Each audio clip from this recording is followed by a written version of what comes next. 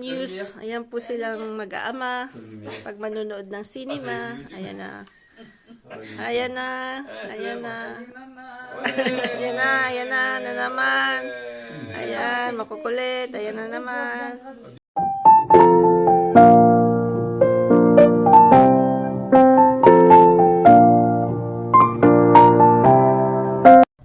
Ayan, good morning po. Nandito tayo sa Manukan. Nagugutom. Nakikita nila to. Ayan. Hello, hello. Dalawa pa lang po yung nangingitlog, no po. Sorry, kahapon anak ko. Hindi po, nahirapan po akong mag-upload ng video ko kasi may copyright. Tapos, 3 beses na copyright. Hindi ko malaman kung bakit wala namang music, no. So, I realized na hindi lang pala po music yung copyright. Yun. So, na-detect ko kung ano yung problem. Yung pala, hindi pa pwedeng ipakita po pagka yung mga meat na ganyan, na buo, hindi po pwede pala yon. So, I never know. naman tayo baguhan. So, ayan, na 3 beses po ako ang hihinapan naman po ng internet dito sa amin kasi wala po kaming fiber. Kaya, medyo nahirapan po ako kahapon. Ayan. Lagay ko yung kasi lilinisan ko yung kainan nila dahil inireputan na naman ng mga prinsesang manok. Ayan po. Mahangin pa rin po today. Friday po. Ayan. Tomorrow po sana pupunta po kami ng Barcelona kasi sila Ma'am and Dad po ay aalis ng 27 kasi gusto po nilang i-celebrate yung yung New Year sa kapatid na babae ni Frank na po para hati-hati naman po. Yun po yung maganda kasi syempre pagka may dalawa kang anak, syempre gusto mong pagbigyan yung dalawa rin. Yun si Dad. Saba, Dad? Saba? Ah, ouais. Ah, d'accord. Ah, oui, je vais regarder. Mettre un fil tout le long, comme ça en bas, Ouais. en haut, Ouais. en plus, pour limiter la prise de... Medyo mahangin. Nilagyan ni Frank ng po. Nilagyan ni Frank ng ang problema kasi nung linagay nila tong bakod na to po. Wala tong laman, kumbaga hindi nilalagyan ng semento, so hindi natatakot si Frank na matumba. Kaya linagyan niya ng barikadang kahoy, no? Mukhang dinali niya yung mustasa ko doon, Yan ang ginawa ni Frankie J. But the thing is, pag masyadong maangin, baka naman masira yung mapunit ba? Kasi syempre pointed yung steel na yun, po. So dapat magkaroon siya ng paraan kung paano niya ma-fix yung yung bakod. So tinitingnan ko kung kasi mahaba to, almost 18 to 20 meters po tong likod, no. So inayos niya na nga to, pero ayan, ganun pa rin. Pero wala pa naman pong sira na na post, no. So yung dati kasi nasira yung post, nilagyan niya ng semento for medyo lang kasi siya ayan. Il faut pas déchirer, chérie. Après, sa balad, si pag-grab, chérie, no? Saan si parang stress siya sa kanya. Dito, stress na matulog. Tumutunog kasi. Tumutunog dito. Kunti lang. Stress na lang. Tumatanda talaga na stress agad, Patay na yung mga laman natin.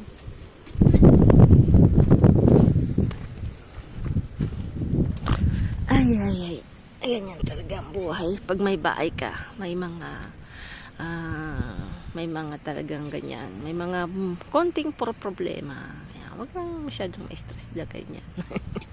Everything has a solution, di ba? Siyempre, sa Pilipinas kasi hindi tayo masyadong stress, no? No stress. Dito sa Europe, medyo stress talaga. Kaya si Prakting na. Ayan.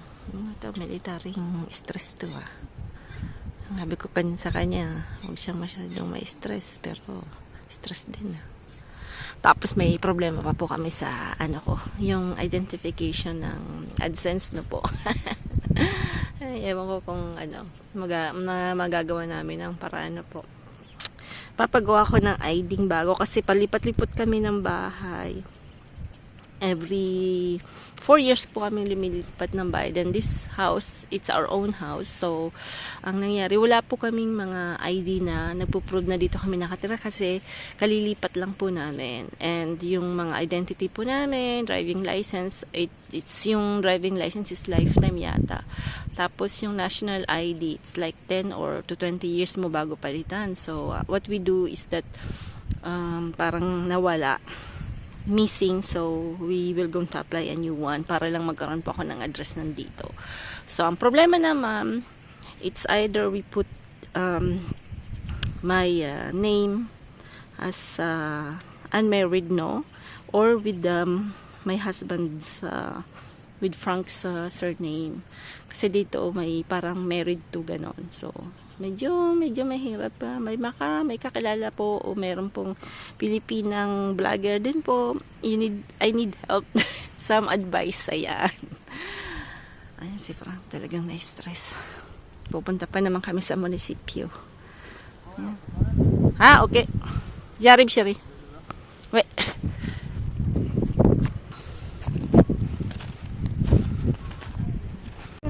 Hindi, mag-ano po kami, pupunta kami sa munisipyo na po, magpapagawa ng bagong ID si Manay TV kasi ayaw accept ni Lolo yung ID ko. Naknampating 3 beses na. Kaya, ayan, medyo stress na konti, pero no stress. Si Frank stress kasi. Okinawa din mo. Okinawa is very far. You know, Okinawa, that's the place where... Spend what we say. Okay. Yeah, every time we stress, we say Okinawa because Okinawa is one of the place you have centenary, 100 years. No, people don't stress, so they do like 100 years. So Yun yung mga. to move to Okinawa. Frank wants to move to Okinawa. Okinawa. Okinawa in Japan. Ayan, yung mga taga Okinawa in Japan. Ayan, mga po doon 100 years na tao, hindi po sila na-stress. Hindi naman ako masyadong na-stress eh. Diba? Material lang yan eh. Bili na lang tayo ng bamboo. Palitan natin ng bamboo. Joke. Ayan. Nasa una na ako kasi wala si Dad. So, nakakapag-film ako na maganda. So, ayan.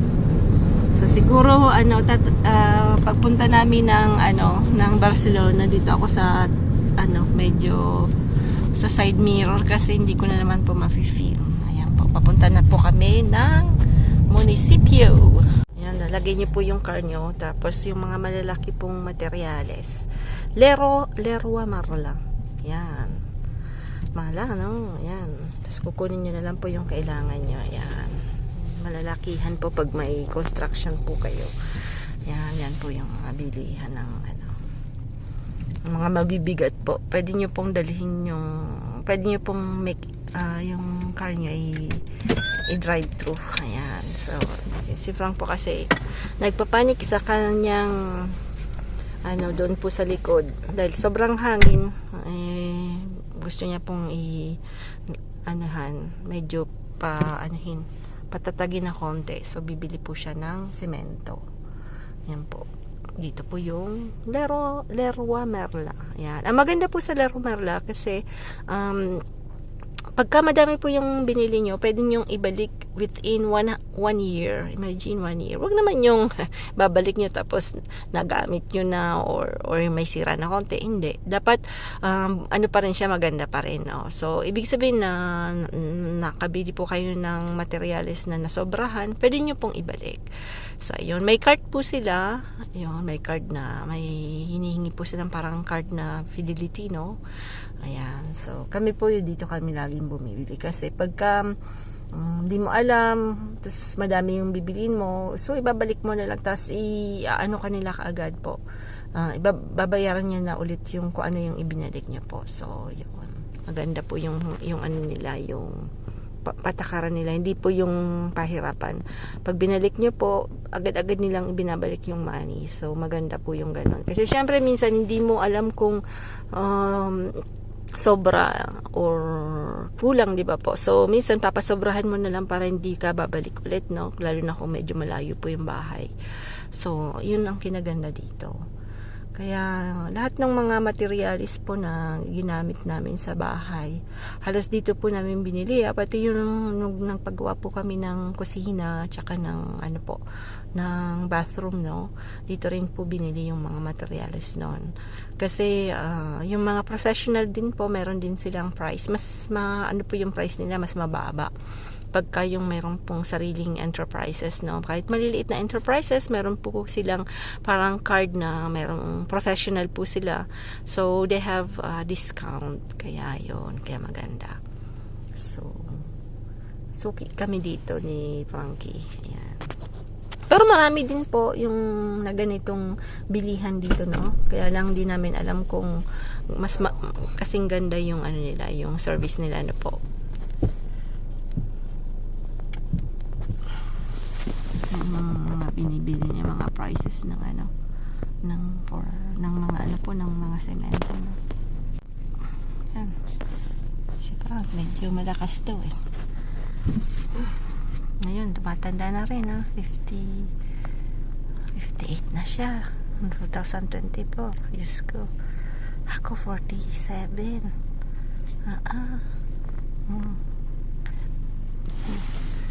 Kano yung binili niya? Si Kumbia Sherry, set 6 euro and 90. Yung 30 kilos na bitong. Bitong po is semento. Na nang bibili nito. Dami binili.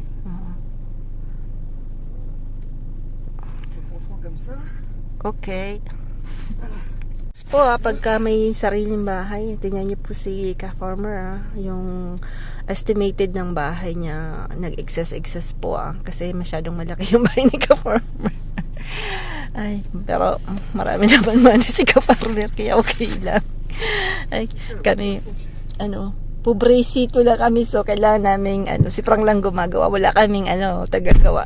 Kanya-kanyang gawa lang yan, so dito parating DIY na po, kanya-kanyang gawa, kasi pagka inanyo yun sa gagawa, nako, sobrang mahal ng nila, nung wood nila na po, 209 yung isang ganun na pallet, no? 209 yun. So kami ang binayad namin 460, apat na 4 stair na po. Sa kanila 139 kada stair. So I mean, it's expensive, So medyo mahal.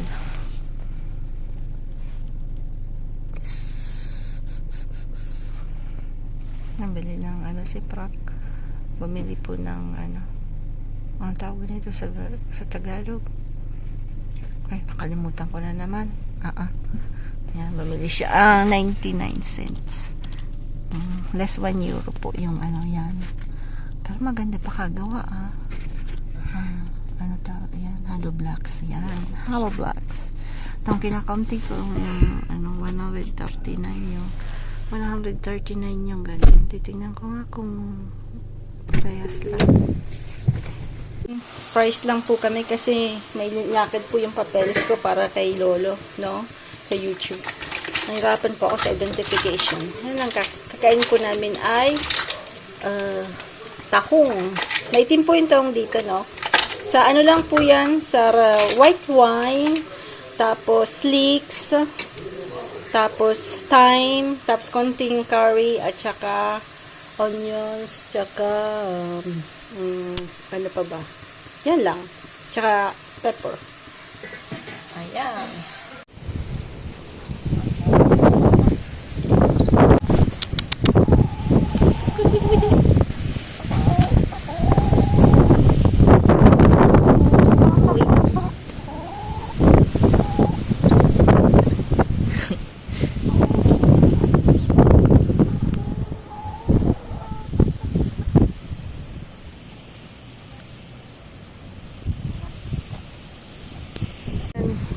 Grabing hangin. Yan po yung kinatatakutan ni Frank na matanggal. Kaya lang, ginilagay niya to kasi napupunit. Pupunit yung pupunit yung tissue, no? So, Ayan, punit din. Ewan ko anong gagawin niya. Ayusin nila po pagka hindi na masyadong mahangin. Kasi yan, sobrang hangin talaga.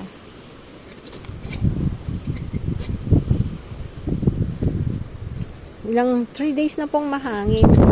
As in, super hangin. Pati yung mga manok, hindi mapakali. Yeah, sobrang hangin. Pero maganda po yung yung panahon. Hindi na mawa pa ako ng crepe para kay mom and dad kasi alam mo naman, they are favorite. Yan. Wala pa kaming magawa at mahangin. Ang hina pa po ng internet. Hindi ako makapanood ng live. Yan. Hindi po ako makapanood ng live dahil sobrang hina ng internet. Gawa siguro po ng mahangin. At saka madami kami ngayon. So, wala kaming fiber. So, nag-aagawa ng ng internet na po. Yun. Yun lang po yung sadly. Kasi yung street namin, ewan ko anong nangyari dahil yung iba meron, yung iba wala pong fiber. So, ayan. That's the problem.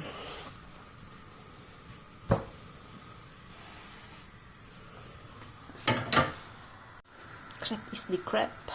Mahilig po sa crepe ang mga French. Ayan. Dati po nung nag-work ako, lagi po ako nagdadala niyan sa working place. Yung mga colleagues ko po, yung mga katrabaho ko po, they love that. Kaya wala na ako doon. Siguro namimiss nila yan. Shout out sa mga co-worker ko sa Leclerc, Alimo. I don't think they're watching. But if they are watching, I miss them. I miss Limo. I miss my colleagues in Limo, Leclerc. I mean, I have a very good souvenir there. Yan. But that's life. You have to move on. Pero namimiss ko po sila. Yan.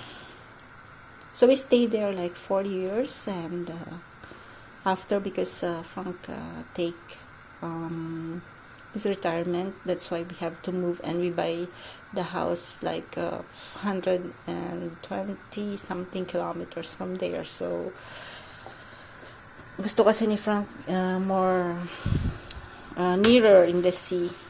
That's why we bought here in our place.